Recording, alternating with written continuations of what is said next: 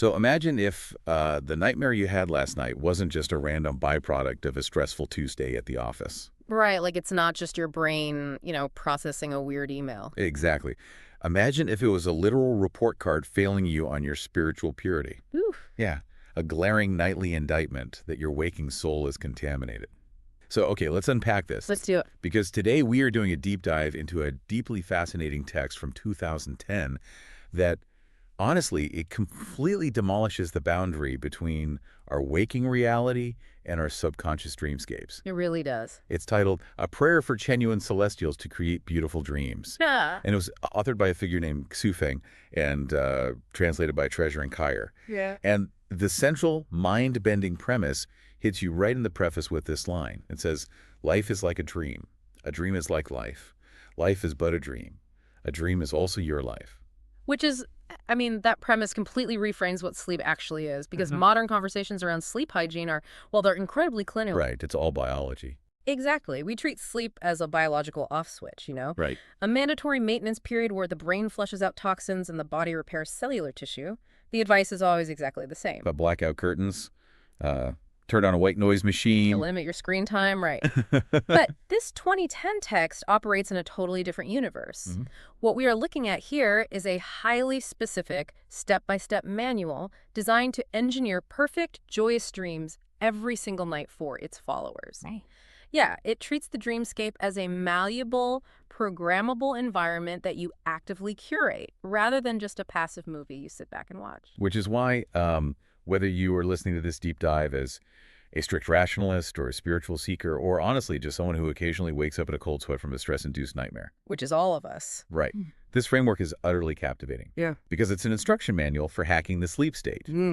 But to understand how this text claims you can systematically construct these beautiful dreams, we really have to examine what it says is destroying our sleep in the first place. Yeah, the root cause. Right, because the document moves away from that ethereal, poetic opening very quickly and delivers a very stark diagnosis. It says, good people have good dreams. Evil people have nightmares.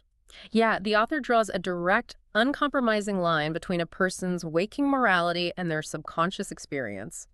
It's intense. It is. The text introduces this concept of the soul garden.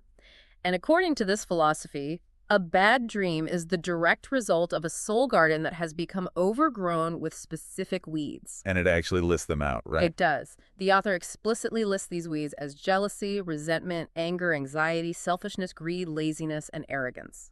So if those elements are allowed to take root during your waking hours, the text asserts that achieving a beautiful dream is, well, it's virtually impossible. I have to say, I really struggle with the absolute nature of that language. The word evil. Yes. Stating that evil people have nightmares feels like an incredibly intense metric. Because, what if someone is just going through a brutal life transition? Or they're just dealing with a totally normal amount of daily friction? Right, like standard stress. Exactly. By framing a bad dream as a symptom of being evil or having a corrupted soul, it leaves absolutely no room for standard human stress. It takes something biological and turns it into a severe moral failing.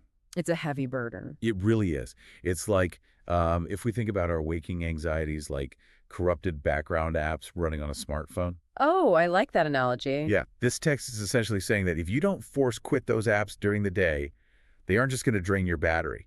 They are going to fundamentally crash your operating system the moment it tries to run its nightly update.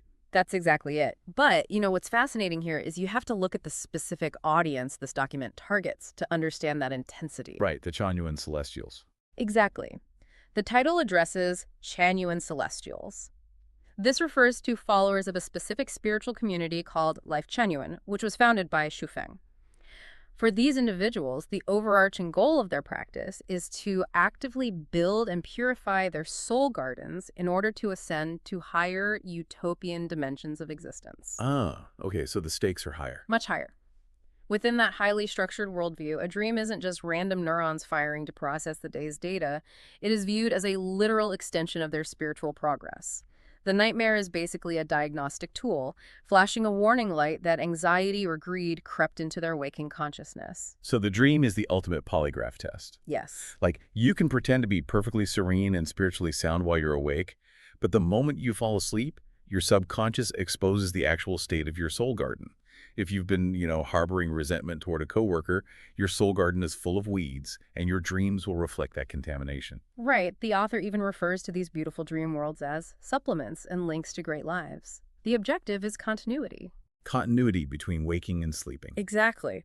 The text is designed to ensure that the rigorous spiritual hygiene practiced during the day doesn't just switch off at night, but actively transitions the follower into these higher realms of experience while their physical body rests. Which naturally leads us to the mechanics of the text. Yeah. Because if bad dreams are the result of these waking weeds, the anxiety, the arrogance, the resentment, how do you pull those weeds out before your head hits the pillow? Right. What's the actual process? Yeah, because the text abandons philosophy here and shifts into a highly rigid, physical pre-sleep ritual. First, the text dictates that you must lie completely naked on your bed, flat on your back. And removing all clothing serves a distinct psychological and physiological function here. If you think about what clothing represents, it's our armor against the outside world, right? Totally. It's a marker of our social identity. It's a physical boundary. By shedding it entirely, the practitioner is engaging in a literal act of unburdening. Leaving the day behind. Exactly. Furthermore, from a sensory perspective, lying naked removes microstimuli. The constriction of a waistband, the varying temperatures of different fabrics.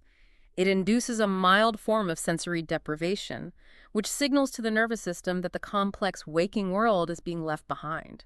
So you're stripping away the physical armor to mirror the mental shedding of the day.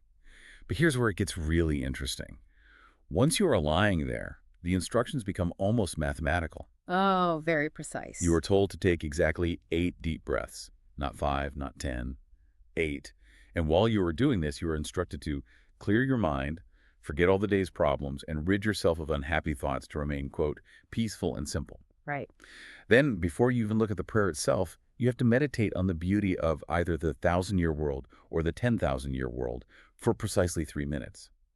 It feels less like a traditional prayer and more like a precise formula or a passcode being entered into a computer. Well, I completely agree. The precision of those number, 8 breaths, 3 minutes, is a highly effective cognitive interrupt. A cognitive interrupt. Yeah, so the human brain, especially when it's plagued by those weeds of anxiety or resentment, it tends to loop in rumination. If the instruction was simply take some deep breaths until you feel calm, the anxious mind would just wander right back to its stressors. Right, you'd start thinking about work again. Exactly. By assigning a hyper-specific, quantifiable task, you are demanding focused attention from the prefrontal cortex. You are reallocating your cognitive resources away from your daily worries and funneling them into the simple act of counting to 8. It really is like entering a passcode. The exactness of the sequence acts as a mechanism to unlock the next state of consciousness. You physically cannot obsess over an email you forgot to send if you are dedicating all your mental bandwidth to perfectly timing your 8th breath and tracking a 3-minute visualization window. But what exactly are these worlds you're supposed to be visualizing? The 1,000-year world and the 10,000-year world sound like science fiction settings. Well, in the cosmology of Lifechanyuan, these are not science fiction. They are actual higher dimensional spaces. They are essentially utopian realms of existence where life is purportedly free of suffering, full of perpetual joy, and deeply connected to the divine. Okay, so it's a specific spiritual destination. Right. By meditating on the beauty of these specific realms for 3 minutes, the practitioner isn't just relaxing. They are actively tuning their mental frequency to a highly specific, idealized environment. And physiologically, taking those 8 deep breaths stimulates the vagus nerve, which acts as the brake pedal for the human nervous system. Oh. Yeah, it shifts the body out of sympathetic activation, that's the fight or flight mode associated with stress, and into parasympathetic dominance, which is rest and digest. You are biologically lowering your heart rate while simultaneously flooding your visual imagination with images of an absolute utopia. So you are completely wiping the operating system clean. Exactly. The physical body is relaxed and vulnerable. The day's corrupted apps have been force-quit by the breath counting, and the screen is displaying this perfect, serene screensaver of a higher dimension. And that is the exact moment the text instructs you to begin uploading the actual prayer. The new programming. Yes. And the transition from this stark mechanical preparation into the vivid sensory poetry of the prayer is jarring in the best way. It really is. The imagery deployed in the prayer relies heavily on themes of ultimate safety, maternal care, and profound natural harmony. The practitioner begins by addressing the loving greatest creator, visualizing themselves lying in a warm, safe, and gentle embrace. It's very comforting. Very. The text uses a beautiful simile, stating that a spiritual light moisturizes the body as spring rain moisturizes seedlings. Reading through the prayer itself, I was struck by how forcefully it demands a massive identity shift. Yes, the avatar. Right. You aren't just lying in bed asking for a good night's sleep as an adult with a mortgage and a 401k. The text requires you to actively declare out loud, I am a beautiful flower fairy, I am a beautiful elf, and I am a baby with your special care. It's a huge shift. It aggressively regresses the reader into a state of radical childhood innocence. And if we connect this to the bigger picture, bypassing the adult ego is central to the efficacy of this script. How so? Well, the adult ego is the part of the psyche that clings to the weeds we discussed earlier. It is the part of you that feels jealousy, fears failure, and holds on to arrogance. By instructing the practitioner to genuinely adopt the avatar of a baby, a fairy, or an elf, the text provides a psychological loophole. Because an elf doesn't care about a 401k. Exactly. An elf doesn't experience financial anxiety. A baby wrapped in a divine embrace is incapable of harboring resentment. You are temporarily adopting an identity that is inherently immune to the psychological stressors of adult life. It's a brilliant bypass mechanism. If you try to fight your adult anxiety using your adult logic, you usually just end up more anxious. Almost always. But if you simply overwrite the identity entirely, the anxiety loses its host. And once you have adopted this new, innocent avatar, the prayer immediately shifts from being cradled into dynamic, joyful movement. It describes running across a vast prairie, playing in rivers to your heart's content, and ultimately taking flight. The flying imagery is huge. Yeah, you visualize flying in a vast blue sky, heading toward that 1,000-year world, which it describes as a hometown of heaven. The sequence of those verbs, lying in a warm embrace, running, playing, and flying it, maps perfectly onto a feeling of escalating liberation. The brain's threat detection center, the amygdala, is constantly scanning for danger. Always on high alert. Exactly. So when you feed it a continuous, detailed narrative of supreme safety and uninhibited freedom, you are actively dampening the brain's alarm system. The text reinforces this by having the reader explicitly state that there is neither fear nor darkness and that nothing can hurt me. Yeah, it is a deliberate linguistic soothing of the primal brain, right at the biological threshold of sleep. And the spiritual safety net the author constructs to guarantee that feeling of absolute security is incredibly eclectic. It really is. Yeah, toward the end of the prayer, the text states that gods, Buddha, and angels are all flying with you, and then the entire thing concludes with a definitive amen. It's like a spiritual greatest hits album designed for maximum comfort. That's a great way to put it. You have the greatest creator, you have Buddha, you have angels, and an amen, all layered into a single track. It covers every conceivable base of divine protection. And the incorporation of varied religious symbols speaks to the syncretic nature of Lifechanyuan's teachings, which often blend elements of Christianity, Buddhism, and Taoism, right, but functionally, within the context of this sleep ritual. Invoking all of these universally recognized figures of protection creates an impenetrable psychological fortress. If the goal is to convince the subconscious that the environment is completely secure so that a beautiful dream can unfold, surrounding the mental avatar with a multi-denominational guard of honor achieves that perfectly. So we have this beautifully poetic, heavily armored, completely innocent visualization. But this brings us to the final section of the document, which might be the most intense part of the entire deep dive. The manifestation part. Yes, because how does Weifeng claim this beautiful poetry actually alters reality? The text drops the poetic language entirely in the last few paragraphs and introduces a section simply labeled Attention. And this section reads like an instruction manual for manifestation, and it hinges on a very specific rule regarding human consciousness. Right. The author states unequivocally, the magic of the above prayer lies in your consciousness. And then the text delivers its core operating principle. Everything that has been inlaid to your consciousness will be realized even it seems illusory. Inlaid to your consciousness. Yeah. That specific word, inlaid, suggests something permanent and forceful. It's very deliberate. Yeah, it's not a passing daydream. It evokes the image of pressing gold into solid metal. You are permanently altering the structure of the material. So what does this all mean for the reader? Well, the instructions demand active participation. The text tells the follower to sense it in your heart and create it with your consciousness. To ensure this inlaying process is successful, the practical instructions provided are incredibly rigid. Right, there's homework. Exactly. You are told to copy or print the prayer in a larger font. You must read it silently. And if you do not fall asleep immediately, you are forbidden from letting your mind wander. You are instructed to read the text 2 or 3 times over, looping the script continually until you literally fade into the dream world while reading it. Think about the biological reality of what is happening in that moment.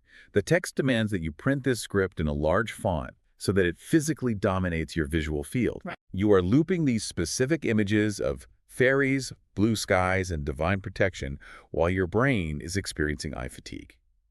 You are reading this right as you enter the hypnagogic state. Oh, that twilight phase. Exactly. That bizarre twilight threshold between being fully awake and falling asleep, Right. where the brain shifts into theta waves and becomes highly suggestible.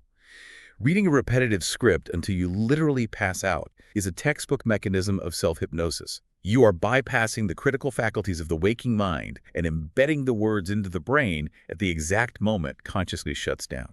Because the hypnagogic state is the exact moment when the barrier between external reality and internal imagination collapses. By mandating that the practitioner loops the text during this specific biological window, the author is utilizing a highly effective neurological backdoor. If we look back at the overarching philosophy presented in the very first sentence, life is a dream is also your life, this final instruction manual brings that philosophy into practical reality. The Chanyuan Celestial is attempting to forcefully merge their waking and dreaming lives into one continuous, joyful experience. They're trying to blur the line between the illusion of the flower fairy and the reality of their consciousness. It fundamentally rejects the modern idea that sleep is just a blank void or a dark waiting room between today and tomorrow.